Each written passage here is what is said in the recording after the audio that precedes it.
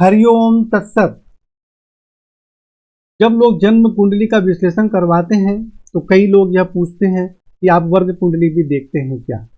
तो आज हम वर्ग कुंडली को समझने का प्रयास करेंगे। सबसे पहले जो मुख्य होती है वह हमारी लग्न कुंडली ही होती है, जो कि आपके चार्ट पर दिख रहा है।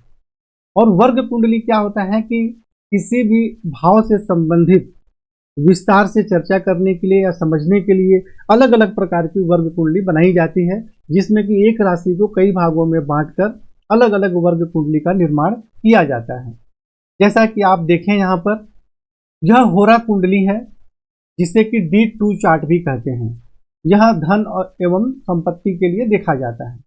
उसी प्रकार यहाँ देखिए वृषकाण कुंडली है, जो कि भाई बहन के सुख के लिए देखा जाता है, जिसे D3 चार्ट कहते हैं।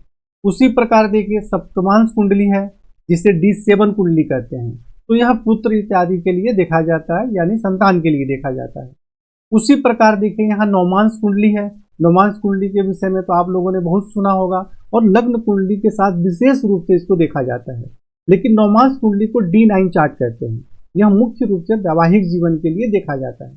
उसी प्रकार दशमांश कुंडली जिसे D10 चार्ट कहते हैं, और यह रोजगार से संबंधित समस्या के लिए देखा जाता है। तो इस प्रकार अलग अलग प्रकार के वर्ग कुंडली होती हैं, जिनमें उन भावों से संबंधित विस्तार से अध्ययन किया जाता है। यह एक लग्न कुंडली है, मीन लग्न की कुंडली है, और हम इसमें सप्तम भाव से संबंधित चर्चा करेंगे। तो इस कुंडली में सप्तम भाव के स्वामी बुध है, जो कि दसम भाव में विराजमान है। और सप्तम भाव पर राहु, केतु, शनि या किसी भी ग्रह की दृष्टि नहीं है, और न ही कोई ग्रह सप्तम भाव को पीड़ित कर रहा है। सप्तम भाव के स्वामी जो बुध है वह शुक्र के साथ विराजमान है। बुध के साथ केतु विराजमान है एवं राहु की दृष्टि है। परंतु राहु केतु बुध को पीड़ित नहीं करते हैं, बुध राहु केतु के दोष को ठीक करते हैं। मेरी कुंडली में भी बुध जो है केतु के साथ विराजमान है, और उस पर राहु की दृष्टि है।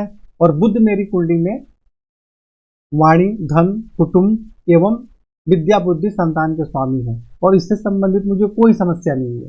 तो इससे यह प्रूफ होता है कि राहु और केतु बुध को पीड़ित नहीं करते हैं।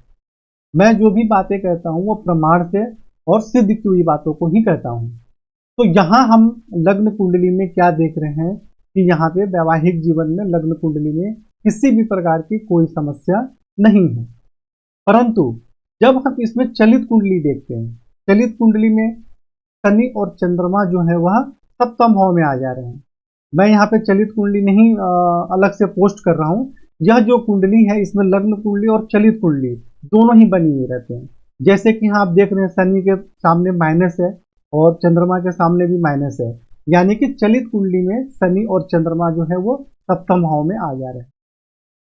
तो लग्न कुंडली में तो वैवाहिक जीवन में कोई भी समस्या नहीं है, परंतु चलित कुंडली में चंद्रमा और शनि एक साथ विराजमान हो जा रहे हैं, जहां की सप्तम भाव में चंद्रमा शनि से पीड़ित हो रहे हैं। तो जिसके कारण यहाँ वैवाहिक जीवन में परेशानी का योग बन जा रहा है।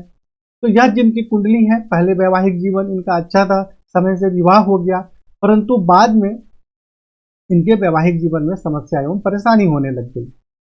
तो यह हमें प्रूफ होता है कि यदि लग्न कुंडली में कोई परेशानी नहीं है तो वैवाहिक जीवन का सुख भी प्राप्त हुआ, परंतु चलित कुंडली में परेशानी का योग है तो उसके साथ साथ परेशानी का भी योग इस कुंडली में बन रहा है। तो सबसे पहले हम यह जानेंगे कि परेशानी का कारण लग्न कुंडली से देखें कि हम नवमांश कुंडली से देखें। देखिए यह जो है यहाँ लग्न कुंडली है जो अभी मैंने बताया, और यहाँ पर नवमांश कुंडली है। तो लग्न कुंडली में हमने देख लिया कि सप्तम भाव जो है वह पीड़ित नहीं है, सप्तमेश भी पीड़ित नहीं है, परंतु चलित कुंडली में सप्तम भाव शनि एवं चंद्रमा के कारण पीड़ित हो जा रहा है। और नवमांश कुंडली में हम क्या देखते हैं कि नवमांश कुंडली में भी जो सप्तमेश है, बुध है, वह स्व राशि में विराजमान है।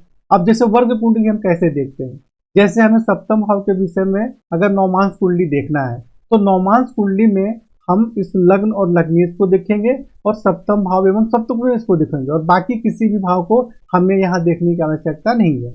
उसी प्रकार जैसे हम संतान से संबंधित देखेंगे यदि, तो उसमें हम जो सप्तांश कुंडली बनेगा उसमें लग्न को देखेंगे और पंचम भाव को देखेंगे। तो यहाँ हम देखेंगे कि सप्तम भाव पे मंगल की दृष्टि है, तो जिसके कारण आप मान सकते हैं कि चलो भाई मांगलिक योग बन गया, इसके कारण थोड़ी परेशानी हो रही है। परंतु इसके बाद जो लग्न है, जैसे यहाँ पे लग्न कुंडली भी मीन राशि ही है और नौमांश कुंडली भी इसमें मीन राशि है। तो यहाँ पे जो नौमांश कुंडली का जो लग्नेश गुरु है उस पर राहु की दृष्टि है, यानी कि गुरु जो है वह राहु से पीड़ित हो रहे हैं। तो यदि नौमांश कुंडली के अनुसार देखा जाए समस्या का कारण, तो क्या निकलता है कि भाई गुरु और राहु हो सकते हैं या मंगल हो सकते हैं, बाकी कोई भी ग्रह तो यहाँ पीड़ित नहीं कर रहे हैं। तो हमें समस्या का कारण समझने के लिए किस दशा में समस्या हो रही है और वह किस ग्रह की दशा अंतरदशा है, उससे पता चलेगा कि आखिर समस्या का मुख्य कारण कौन सा ग्रह है।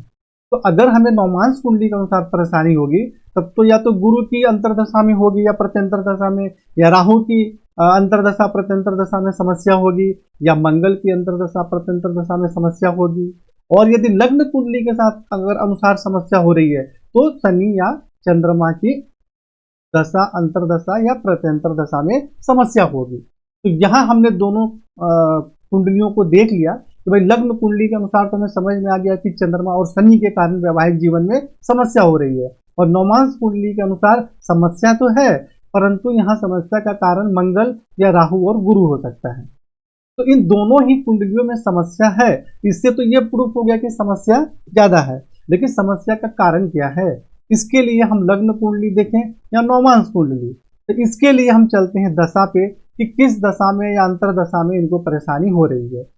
तो अभी इनकी जो है शनि की महादशा चल रही है, और अभी जो है जून 23 से लेकर, देखिए यहाँ जून 23 से लेकर और जनवरी 25 तक शनि में चंद्रमा की अंतरदशा चल रही है, और इनको सबसे ज्यादा समस्या इसी समय है। तो इससे क्या प्रूफ होता है कि समस्या तो लग्न कुंडली के अनुसार है, कि लग्न कुंडली में हमने क्या देखा कि शनि और चंद्रमा के कारण समस्या है। तो शनि की महादशा चल रही है, चंद्रमा की अंतरदशा चल रही है, और जिसके कारण इनको बहुत ज्यादा मानसिक परेशानी भी है। और हमने जो नौमांश कुंडली में क्या देखा, उसमें समस्या मंगल के कारण, राहु के कारण या गुरु के कारण हो सकती है। तो इनकी तो अभी अंतरदशा ही नहीं आई हुई है। तो इससे क्या प्रूफ होता है कि जो समस्या का कारण है वह तो लग्न कुंडली से है। यदि चलित कुंडली से संबंधित समस्या होती तो वो मंगल राहु गुरु में आता, ये तो अभी आया नहीं, समस्या तो अभी विकट हो चुकी है। तो इससे ये प्रूफ होता है कि आप लग्न कुंडली या वर्ग कुंडली आप देखें तो समस्या का कारण जो है वह तो हमें लग्न कुंडली से ही देखना पड़ेगा। अगर वर्ग कुंडली में भी समस्या है तो समस्या ज्यादा होगी, यदि लग्न कुंडली में समस्या है और वर्ग कुंडली में समस्या नहीं है तो समस्या कम होगी। लेकिन उपाय तो आपको लग्न कुंडली के अनुसार ही करना पड़ेगा।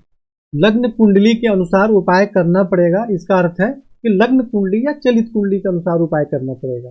जैसा कि मैंने पहले भी बताया कि लग्न कुंडली या चलित कुंडली, इन दोनों में कहीं भी परेशानी का योग बन रहा है तो हमें उसके अनुसार उपाय करना आवश्यक है। तो इस प्रकार मैं आपको समझाने का प्रयत्न कर रहा था कि लग्न कुंडली और वर्ग कुंडली किस प्रकार देखा जाता है एवं हमें समस्या का उपाय किस प्रकार करना है। हरिओम तत्सत।